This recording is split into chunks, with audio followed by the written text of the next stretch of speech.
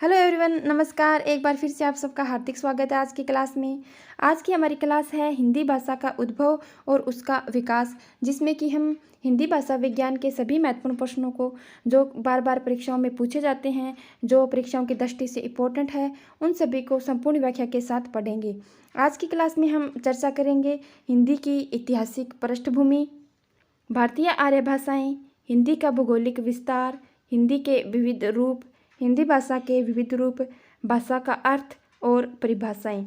इन सभी पर हम संपूर्ण व्याख्या के साथ चर्चा करेंगे प्रश्नोत्तरी के माध्यम से। तो चलिए शुरू करते हैं आज की क्लास को। अगर आप चैनल पर नए हैं तो प्लीज़ चैनल को सब्सक्राइब कर लीजिए और हाँ, क्लास को ज़्यादा से ज़्यादा शेयर कीजिए। क्वेश्चन नंबर 1, भाषा वह साधन है जिसके द्वारा मनुष्य अपने विचार दूसरों पर भली भांति प्रकट कर सकता है और दूसरों के विचार आप स्पष्टता समझ सकते हैं। यह कथन किसका है? पतंजलि, कामता प्रसाद गुरु, बाबूराम सक्सेना, आचार्य शुक्ल। भाषा के संबंध में अलग अलग विद्वानों ने अलग अलग परिभाषाएं दी है। आपको बताना है कि यह परिभाषा किस विद्वान ने दी है। भाषा पर लगभग 10 से 12 परिभाषाएं हैं जो बार बार परीक्षाओं में पूछी जाती है, टीजीटी, पीजीटी, नेट, जेआरएफ परीक्षाओं में।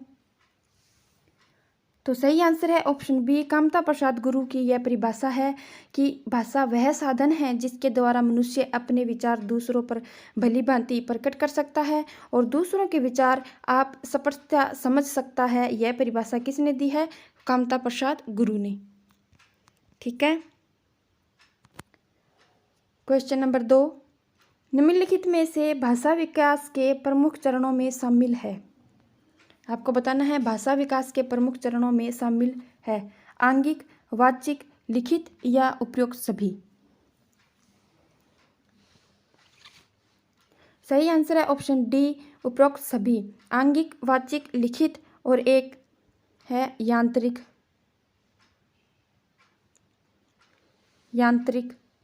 ये भाषा विकास के प्रमुख चरणों में शामिल है। आंगिक यानी कि शारीरिक हाव भाव,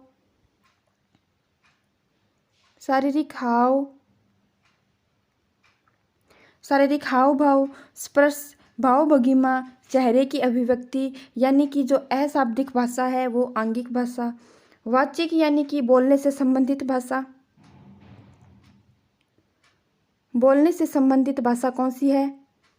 तो वो है वाचिक भाषा। लिखित भाषा जो लिखित रूप में हो। ठीक है। तो भाषा के प्रमुख चरणों में यांत्रिक यानी कि मशीनी भाषा।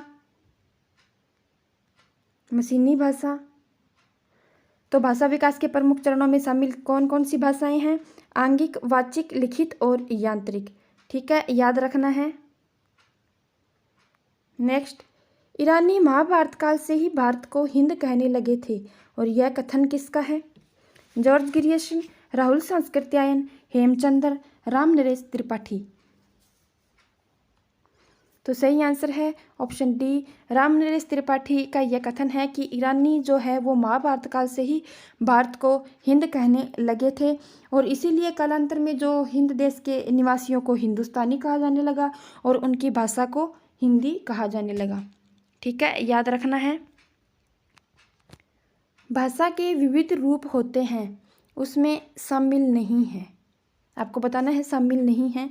भाषा के विविध रूप होते हैं, सही बात है। आपको बताना है कि इनमें शामिल कौन सा रूप नहीं है? व्यक्ति बोली, कूट भाषा, प्राकृतिक भाषा या राष्ट्रभाषा। व्यक्ति बोली यानी कि एक व्यक्ति की भाषा को व्यक्ति बोली कहते हैं। यह भाषा का सबसे लघुत्तम रूप माना जाता है। लघुत्तम रूप कौन सा? व्यक्ति बोली, यानी कि एक व्यक्ति की भाषा को व्यक्ति बोली कहते हैं और यह भाषा का सबसे लघुत्तम रूप है। इसके अलावा कूट भाषा भी भाषा के विविध रूप में शामिल है। व्यक्ति बोली भी शामिल है। प्राकृतिक भाषा इसमें शामिल नहीं है। ऑप्शन सी इसमें सही आंसर है। राष्ट्रभाषा इसमें शामिल है। इसके अलावा प्राकृतिक भाषा इसमें कृत्रिम भाषा सही है। कृत्रिम भाषा भाषा के विविध रूपों में शामिल है। कौन सी भाषा? कृत्रिम भाषा। इसके अलावा मानक या परिनिष्ठित भाषा, परिनिष्ठित भाषा। ठीक है, ये सभी भाषा के विविध रूपों में शामिल है। कौन कौन सी? व्यक्ति बोली, कुट भाषा, राष्ट्रभाषा, कृत्रिम भाषा, मानक या परिनिष्ठित भाषा, ये सब भाषा के विविध रूपों में शामिल है। प्राकृतिक भाषा भाषा के विविध रूप में शामिल नहीं है, याद रखना है। विश्व की भाषाएं और वर्गीकरण के संदर्भ में सही नहीं है, ध्यान देना है, नहीं पूछा है। विश्व की लगभग सभी भाषाओं की संख्या 3000 है, सही है। और यह 13 भाषा परिवारों में इनको विभाजित किया गया है। कितने भाषा परिवारों में? 13 भाषा परिवारों में, 13 भाषा परिवारों में इनको विभाजित किया गया है। किनको? 3000 भाषाओं को, जो विश्व की भाषाएं की संख्या लगभग 13000 है, जिन्हें की 13 भाषा परिवारों में विभाजित किया गया है। संसार की भाषाओं के 2 प्रकार के वर्गीकरण हैं, सही है। एक वर्गीकरण है आकृतिमूलक और दूसरा वर्गीकरण है पारिवारिक वर्गीकरण। इसमें ऑप्शन डी गलत सही आंसर है कि विश्व की भाषाएं और वर्गीकरण के संदर्भ में सही नहीं है। सामाजिक वर्गीकरण नहीं बल्कि पारिवारिक वर्गीकरण, पारिवारिक वर्गीकरण, पारिवारिक वर्गीकरण को इसमें शामिल किया गया है। संसार की भाषाओं के 2 प्रकार कौन से हैं? आकृतिमूलक वर्गीकरण और पारिवारिक वर्गीकरण, याद रखना है। वाक्य रचना एवं रूप रचना को आधार मानकर जो वर्गीकरण किया जाता है उसे क्या कहा जाता है? बताना है। आकृतिमूलक वर्गीकरण, पारिवारिक वर्गीकरण, व्याकरण वर्गीकरण या इनमें से कोई नहीं। हमने अभी पढ़ा कि संसार की भाषाओं को 2 वर्गीकरण किया गया है, एक आकृतिमूलक वर्गीकरण, दूसरा पारिवारिक वर्गीकरण। आपको बताना है वाक्य रचना एवं रूप रचना को आधार मानकर जो वर्गीकरण किया गया वह कौन सा वर्गीकरण है? तो ऑप्शन ए वाक्य रचना और रूप रचना को आधार मानकर आकृतिमूलक वर्गीकरण किया गया। और आकृतिमूलक वर्गीकरण सर्वप्रथम किसने किया? तो सर्वप्रथम किया स्लेगल ने सर्वप्रथम आकृतिमूलक वर्गीकरण किया, याद रखना है। हिंदी के संदर्भ में सही है संयोगात्मक, वियोगात्मक, संयोगात्मक और वियोगात्मक दोनों या इनमें से कोई नहीं। आपको बताना है हिंदी के संदर्भ में सही है तो संयोगात्मक, जो कि संस्कृत भाषा को कहा जाता है। संस्कृत भाषा संयोगात्मक भाषा है। हिंदी के संदर्भ में सही है कि हिंदी वियोगात्मक भाषा मानी जाती है। कौन सी? ऑप्शन बी इसमें राइट आंसर है। हिंदी के संदर्भ में सही है कि हिंदी एक वियोगात्मक भाषा है, याद रखना है। इंपॉर्टेंट प्रश्न है, बार बार परीक्षाओं में पूछे जाते हैं। भारतीय आर्य भाषाएं किस भाषा परिवार से संबंधित है? भारतीय आर्य भाषाएं मोस्ट इंपॉर्टेंट प्रश्न है, बार बार परीक्षाओं में पूछा जाता है। भारतीय आर्य भाषाएं किस भाषा परिवार से संबंधित है? चीनी भाषा परिवार, भारोपीय भाषा परिवार, सूडानी भाषा परिवार या द्रविड़ भाषा परिवार। ये चारों भाषा परिवार माने जाते हैं, चारों भाषा परिवार के अंतर्गत आते हैं। भाषा परिवार जिनको 13 भाषा परिवारों में विभाजित किया गया है, ये चारों उन 13 भाषा परिवारों में आते हैं। तो आपको बताना है भारतीय आर्य भाषाएं किस भाषा परिवार से संबंधित है? तो ऑप्शन बी भारतीय आर्य भाषाएं भारोपीय भाषा परिवार से संबंधित है और हिंदी इसी भाषा परिवार की भाषा है। भारोपीय भाषा परिवार सबसे बड़ा भाषा परिवार है। सबसे बड़ा भाषा परिवार कौन सा है? तो वो है भारोपीय भाषा परिवार और हिंदी इसी भाषा परिवार के अंतर्गत आती है और हिंदी इसी भाषा परिवार की भाषा है। ठीक है, याद रखना है भारोपीय भाषा परिवार की 10 शाखाएं हैं। ठीक है, और 10 शाखाओं में एक शाखा मानी जाती है भारत ईरानी शाखा और उसके 3 भागों में एक भाग है भारतीय आर्य भाषा, जिससे हिंदी भी इसी भाषा परिवार की भाषा है, याद रखना है। नेक्स्ट, प्राचीन भारतीय आर्य भाषा है वैदिक संस्कृत, पाली, अवहट्ट या प्राकृत। आपको बताना है प्राचीन भारतीय आर्य भाषा कौन सी है। तो प्राचीन भारतीय आर्य भाषा का समय माना गया है 1500 ईसा पूर्व से 500 ईसा पूर्व तक। 1500 ईसा पूर्व से 500 ईसा पूर्व तक का समय है वो प्राचीन भारतीय आर्य भाषा का समय है। प्राचीन भारतीय आर्य भाषा को दो भागों में विभाजित किया गया है। एक है वैदिक संस्कृत और एक है लौकिक संस्कृत।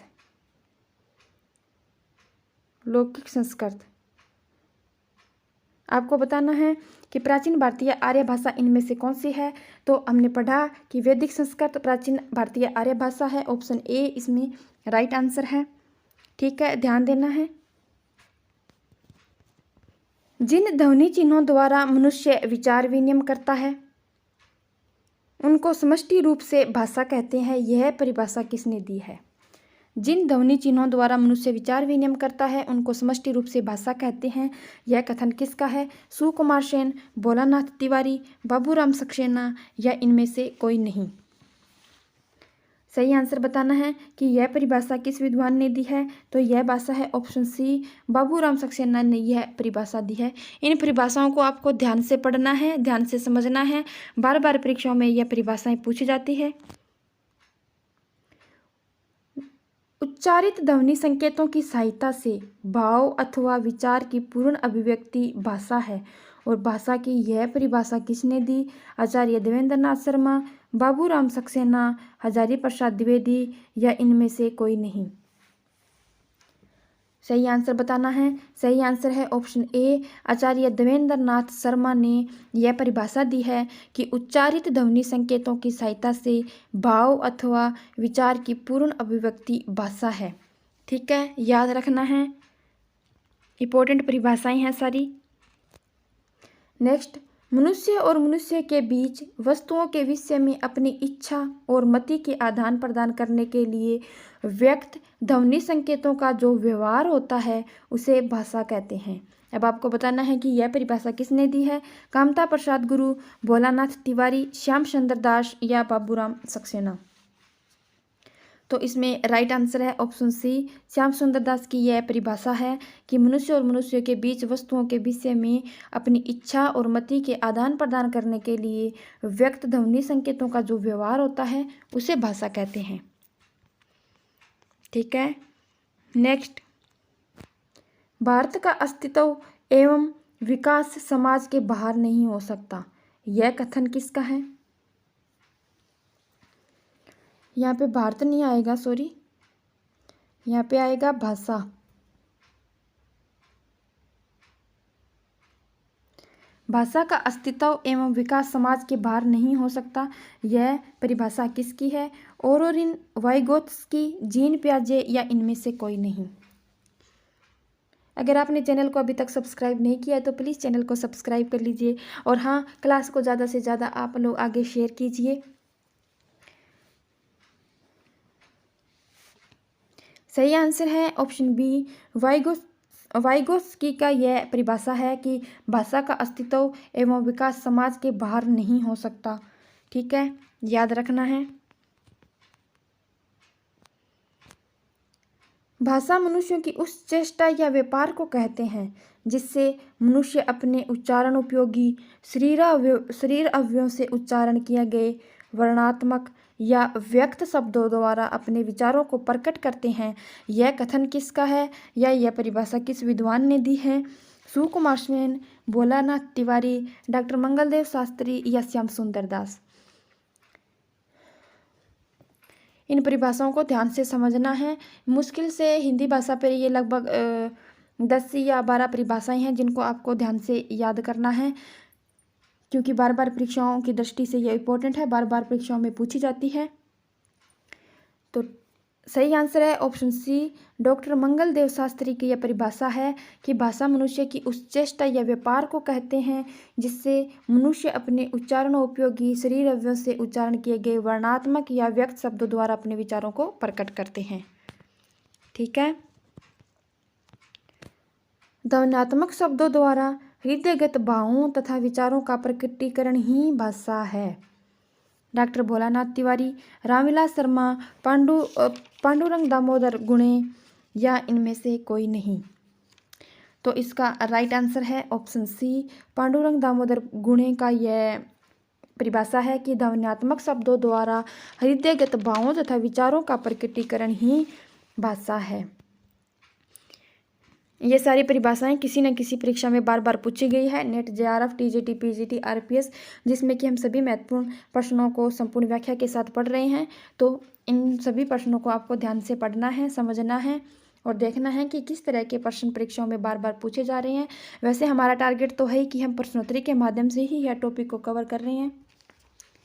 नेक्स्ट, यूरेशिया भाषा परिवार में शामिल नहीं है। भारोपीय, चीनी परिवार, द्रविड़ परिवार या बंतु परिवार। यूरेशिया भाषा परिवार में शामिल कौन सा भाषा परिवार नहीं है, आपको बताना है। भारोपीय परिवार यानी कि भारत प्लस यूरोपीय परिवार। यूरेशिया भौगोलिक क्षेत्र के अंतर्गत 10 भाषा परिवार आते हैं। कितने, कहाँ लिखूं, यहाँ यूरेशिया भौगोलिक क्षेत्र के अंतर्गत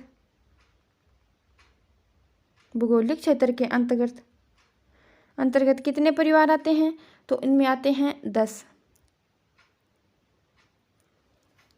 और भारतीय भाषा परिवार भी इसी के अंतर्गत आता है।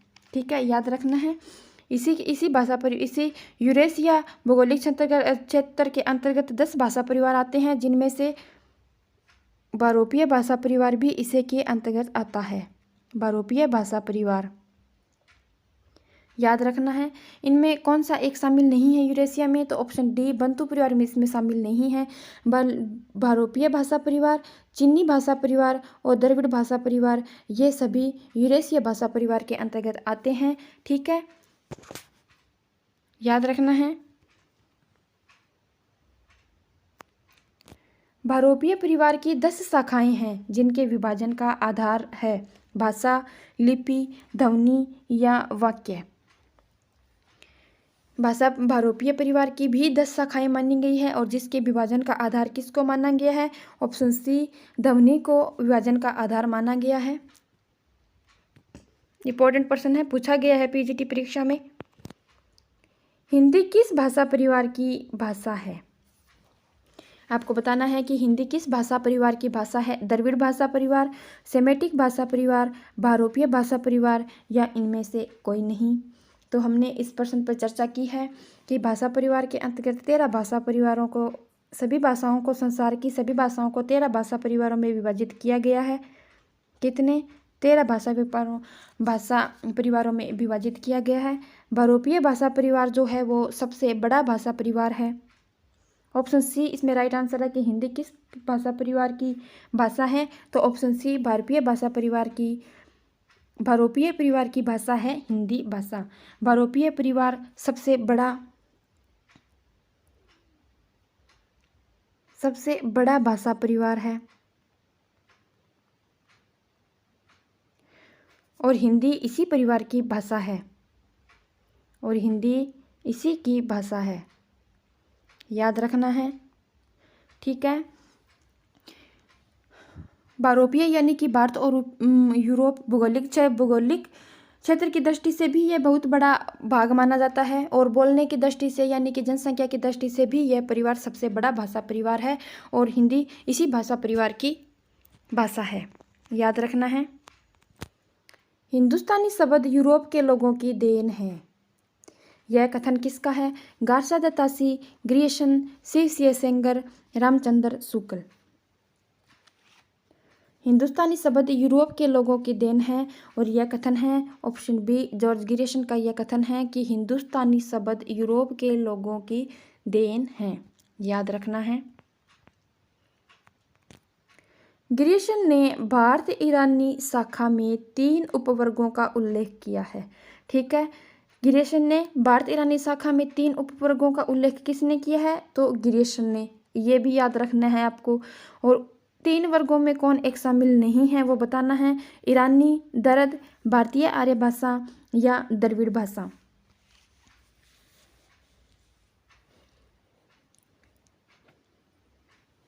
आपको बताना है इसमें सही आंसर। ईरानी जो कि ईरान, इसमें सही आंसर है ऑप्शन डी द्रविड़ भाषा। द्रविड़ भाषा एक भाषा परिवार है, यह भारत ईरानी शाखा के 3 उपवर्गों में शामिल नहीं है। भारत ईरानी शाखा के उपवर्गों में शामिल है ईरानी, दर्द और भारतीय आर्य भाषा। ठीक है, याद रखना है। दर्द यानी कि मुख्य इसका क्षेत्र कश्मीर, और कश्मीर को इस मुख्य क्षेत्र लिया गया है। भारतीय आर्य भाषाओं को 3 वर्गों में इसमें विभाजित किया गया है। ठीक है, याद रखना है कि भारत ईरानी में 3 जो उपवर्गों को उल्लेख किया है, किसने किया है? गिरीशन ने किया है। और वे 3 उपवर्ग कौन से हैं? ईरानी, दर्द और भारतीय आर्य भाषाएं। और हमें भारतीय आर्य भाषाएं ही पढ़ना है। ठीक है, याद रखना है। भाषा शब्द की व्युत्पत्ति संस्कृत के किस धातु से मानी जाती है? भाषी, भाष, भाषित या इनमें से कोई नहीं। सही आंसर है ऑप्शन बी। भाषा शब्द की उत्पत्ति संस्कृत के भाष धातु से मानी जाती है। किस धातु से मानी जाती है? भाष धातु से मानी जाती है, जिसका अर्थ क्या है? कहना, बोलना, उच्चारण करना, ये इसके अर्थ माने जाते हैं। भाषा का सामान्य अर्थ क्या है? भाषा का सामान्य अर्थ है वह जो कही जाए, वह जो बोली जाए, यानी कि विचारों का आदान प्रदान करना। ठीक है, यह भाषा का सामान्य अर्थ माना जाता है। याद रखना है ऑप्शन बी, संस्कृत के भाष धातु से भाषा शब्द की व्युत्पत्ति मानी जाती है। बहुरूपीय परिवार को अन्य किस नाम से नहीं जाना जाता? ध्यान देना है, नहीं पूछा है कि बहुरूपीय परिवार को अन्य किस नाम से नहीं जाना जाता। इंडो जर्मनिक, आर्य परिवार, भारत हिती परिवार या द्रविड़ परिवार। तो हमने पढ़ा था ऑप्शन डी द्रविड़ परिवार भी यूरेशिया जो भौगोलिक क्षेत्र है उसको, जिसमें कि 10 भाषा परिवारों में विभाजित किया गया है, उसमें एक बहुरूपीय परिवार भी है, द्रविड़ परिवार भी है। ठीक है, तो द्रविड़ एक भाषा परिवार है। पूछा गया है कि बहुरूपीय परिवार को किस अन्य नाम से नहीं जाना जाता, तो द्रविड़ परिवार के नाम से नहीं जाना जाता। इंडो जर्मनिक, आर्य परिवार और भारत हिती परिवार, ये तीनों नाम बहुरूपीय परिवार के हैं। बहुरूपीय परिवार के ये तीनों नाम हैं, याद रखना है।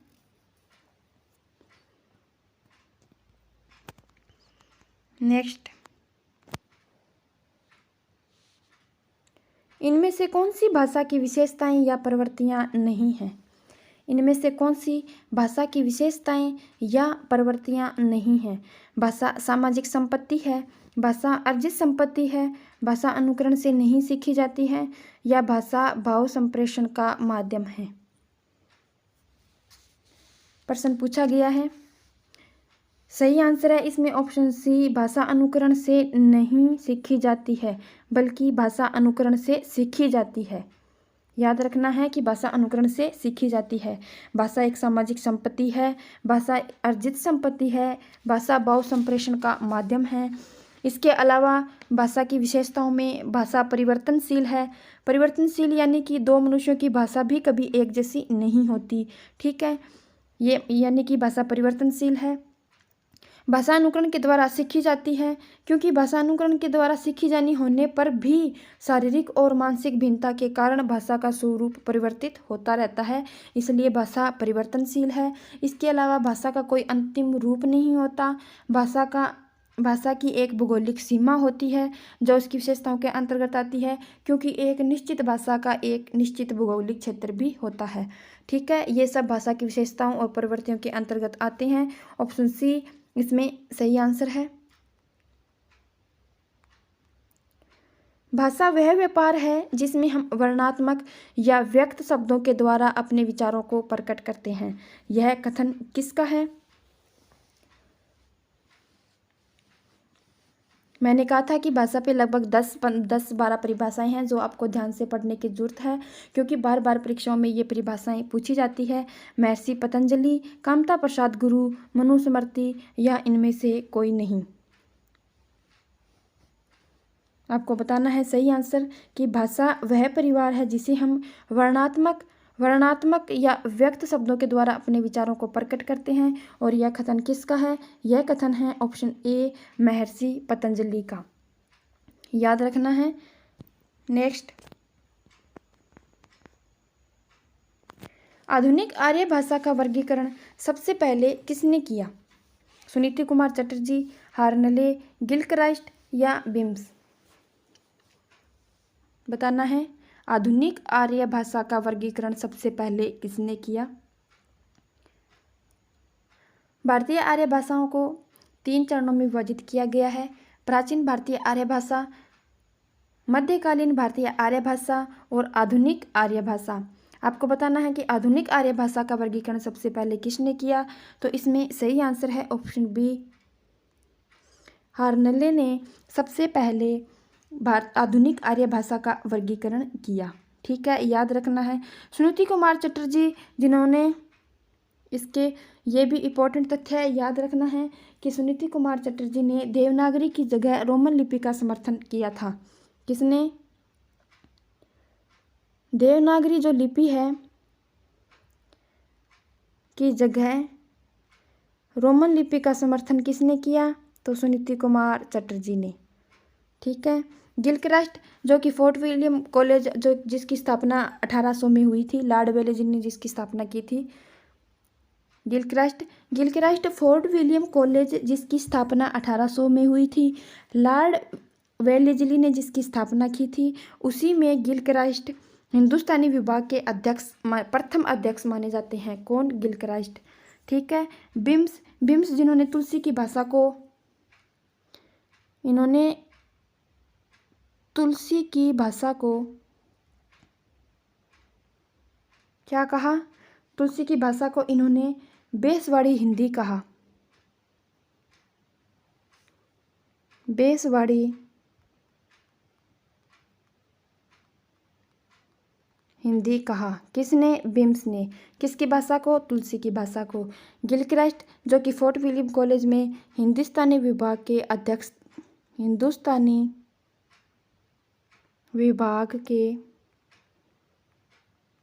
प्रथम अध्यक्ष थे।